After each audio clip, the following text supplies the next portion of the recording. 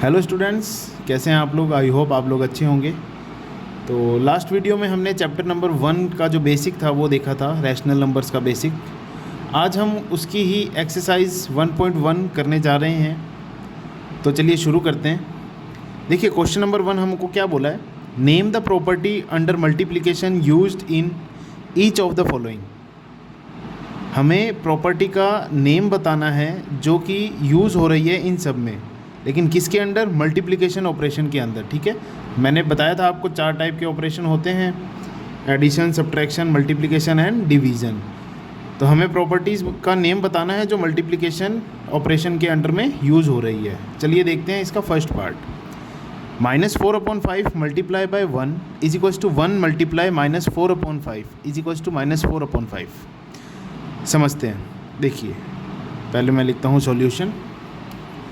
अब देखो, मैं लेट करता हूँ -4/5 को a,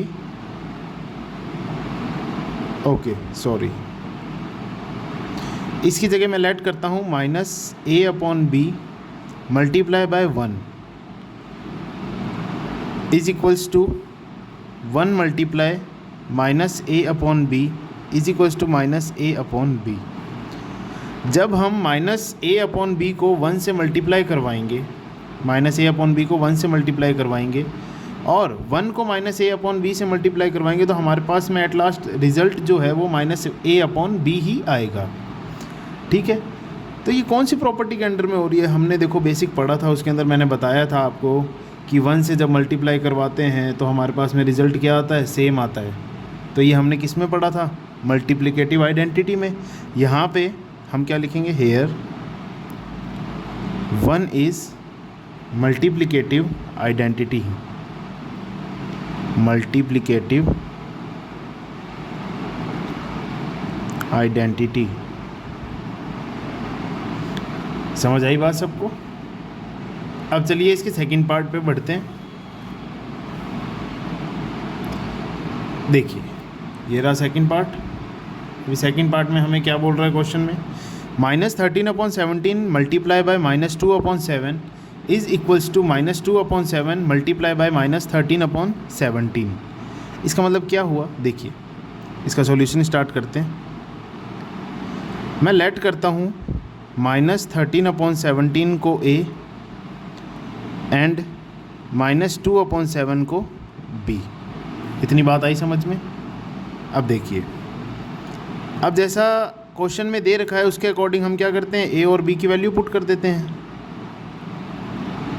a multiply by b is equals to b multiply by a। हमने ये प्रॉपर्टी पढ़ी थी बेसिक में कि if a multiply by b then the result of b multiplication of a is same, है ना। एक एग्जांपल लेते हैं हम, जैसे 2 multiply by 3 is equals to 3 multiply by 2। इसका मतलब क्या हुआ कि 2 3 जा 6 होता है और 3 2 जा भी क्या होता है, 6 होता है। ये हमने एज ए एग्जाम्पल लिया था। ठीक है, अब देखिए क्वेश्चन सॉल्व करते हैं। इसका मतलब इसमें कौन सी आइडेंटिटी यूज़ हो रही है, कम्यूटेटिव, जिसके अंदर 2 टर्म्स होती है। हम क्या लिखेंगे, here commutative property is used. समझ आई बात सबको। अब देखिए हम इसके थर्ड पार्ट की तरफ बढ़ते हैं। ये रहा थर्ड पार्ट। ओके, अब देखिए हम इसका सॉल्यूशन स्टार्ट करते हैं। अब इन्होंने क्या दे रखा है, -a/b multiply by b/-a is equals to 1। जब हम बेसिक पढ़ रहे थे तब हमने पढ़ा था कि a/b का रेसिप्रोकल c/d होगा। कब, जब इन दोनों का प्रोडक्ट क्या आएगा, 1 आएगा। मैं इसको एक एग्जांपल से समझाता हूँ। -2/3 मल्टीप्लाई बाय, इसका रेसिप्रोकल क्या होगा, 3/-2। -2 से -2 डिडक्ट हो गया, 3 से 3 डिडक्ट हो गया, मतलब डिवाइड करा तो हमने, ये सेम टेबल में आता है। एट लास्ट हमारे पास में रिजल्ट क्या आया, 1/1, जिसका मतलब क्या होता है, 1 होता है। ये एज ए एग्जांपल समझाया था मैंने आपको। अब देखिए इसके अंदर कौन सी आइडेंटिटी यूज़ हो रही है, मल्टीप्लिकेटिव इन्वर्स हो रही है, क्योंकि मल्टीप्लाई का साइन आ रहा है। और जो वैल्यू है वो क्या हो रही है, रेसिप्रोकल हो रही है। रेसिप्रोकल को हम क्या भी बोलते हैं, इन्वर्स भी बोलते हैं। तो हम यहाँ पे क्या लिखेंगे, हेयर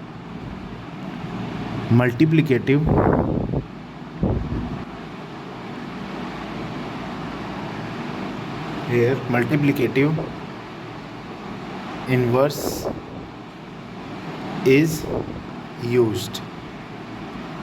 समझ आई बात ये। अब चलिए इसके क्वेश्चन नंबर 2 की तरफ बढ़ते हैं। क्या बोला है, हमको क्वेश्चन दिया हुआ है इन्होंने,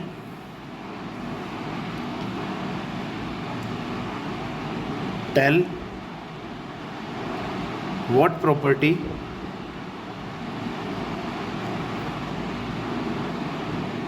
allows you to compute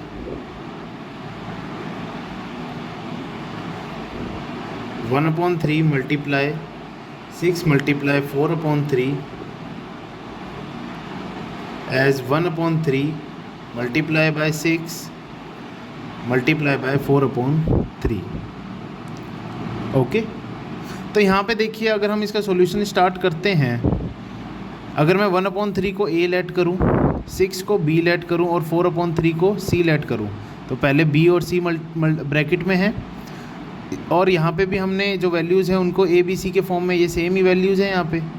अब ए और बी किस में है, ब्रैकेट में है, मल्टीप्लाई बाय सी। अब देखो 3 टर्म्स हैं, मल्टीप्लाई में है, इन दोनों का रिज़ल्ट इसको मल्टीप्लाई करवाने के बाद, इन दोनों का रिज़ल्ट इससे मल्टीप्लाई करवाने के बाद में क्या आएगा, सेम आएगा। तो इसका मतलब ये आइडेंटिटी कौन सी होती है, एसोसिएटिविटी। देखो पहले हम इसको सॉल्व करके देखते हैं।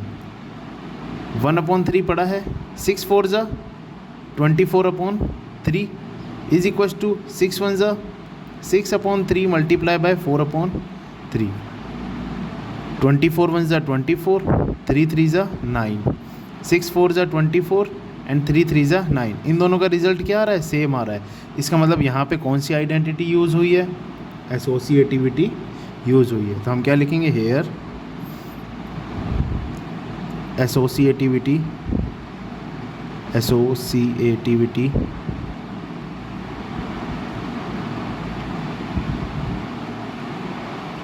Property is used. समझ आई बात सबको। अब देखिए जो इसका क्वेश्चन नंबर 3 दे रखा है, वो एक क्या है, फिलअप है। क्या है, एक फिलअप है। क्या लिखा हुआ है, the product of 2 rational numbers, the product of 2 rational numbers is